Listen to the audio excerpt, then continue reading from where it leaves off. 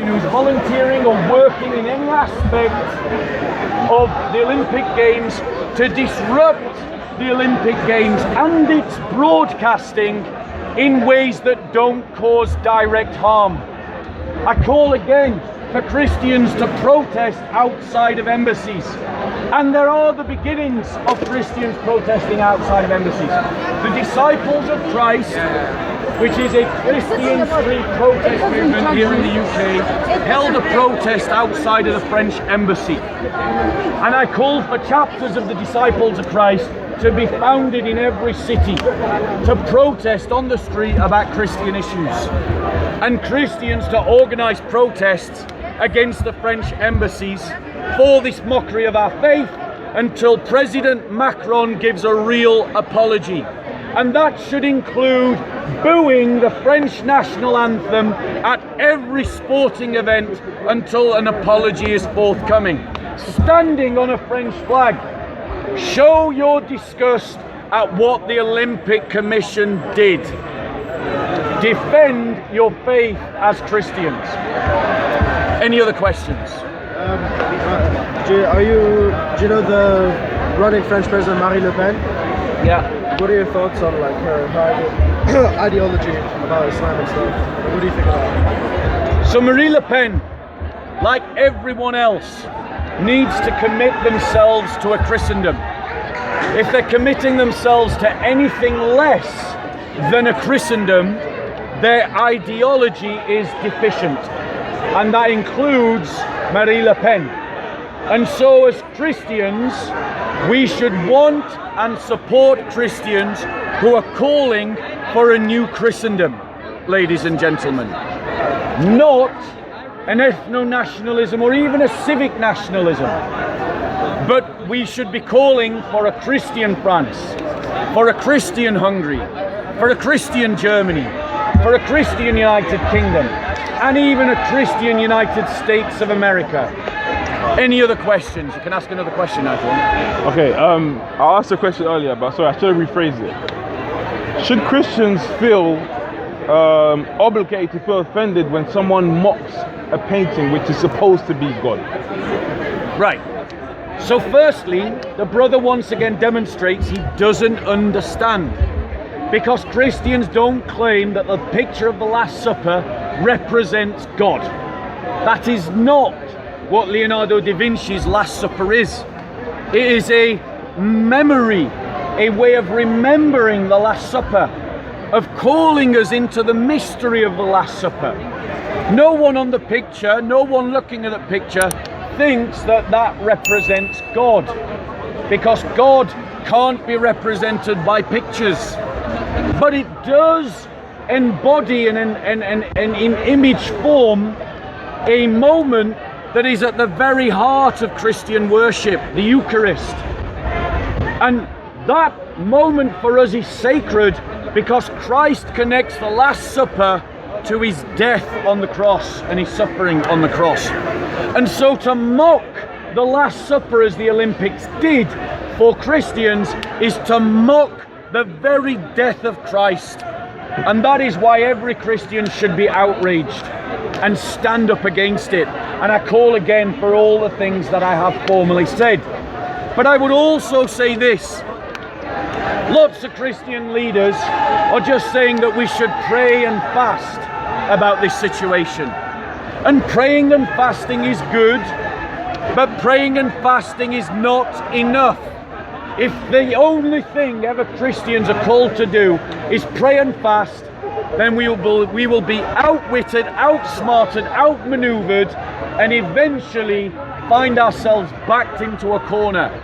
We must come out of just praying and fasting, and we must use all legal measures to defend our faith. So I invite the Catholic Church of France to organise a private prosecution of everyone involved in that scene, and a private prosecution of the Olympics themselves.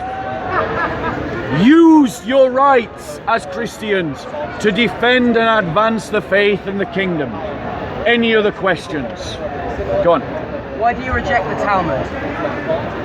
Why do I reject the Talmud? I reject the Talmud because it is a late Jewish document that has its finalization in the 5th century. I reject the Talmud because it is edited in large part by post-Jesus Jews, by post-destruction temple Jews, who edit the Talmud in such a way as to move the Jewish people away from their Messiah. The New Testament predates the Talmud.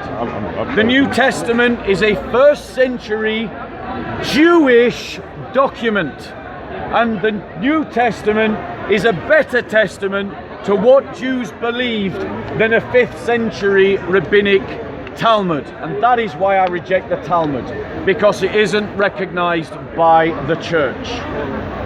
Any other questions? I've got time for one more, and then I'm going to go for a coffee.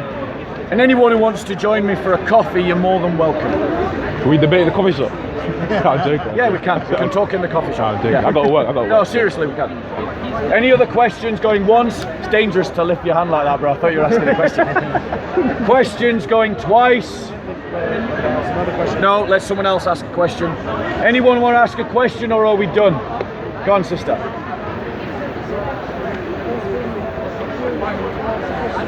Bro, what are you doing, bro? He'll repeat the question. Sorry? What a cat was going along the you haven't got a heart. Okay.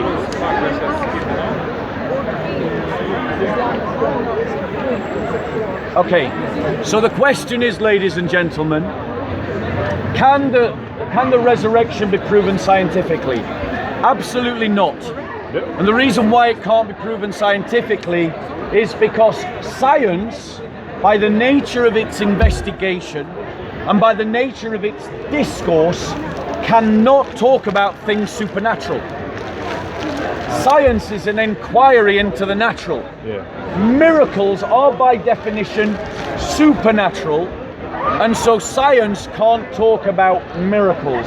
And so there is no way scientifically to prove the resurrection.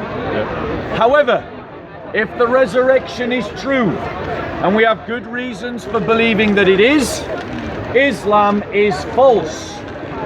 Liberalism is false. Communism is false. Hinduism is false. Sikhism is false. Judaism is false. If the resurrection is true, the debate is over on every worldview. Furthermore, you don't even need the resurrection to disprove Islam. You can just use the crucifixion.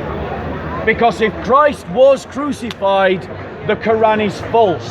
Because the Quran says Jesus wasn't crucified. The Bible says he was. Those two positions can't be reconciled.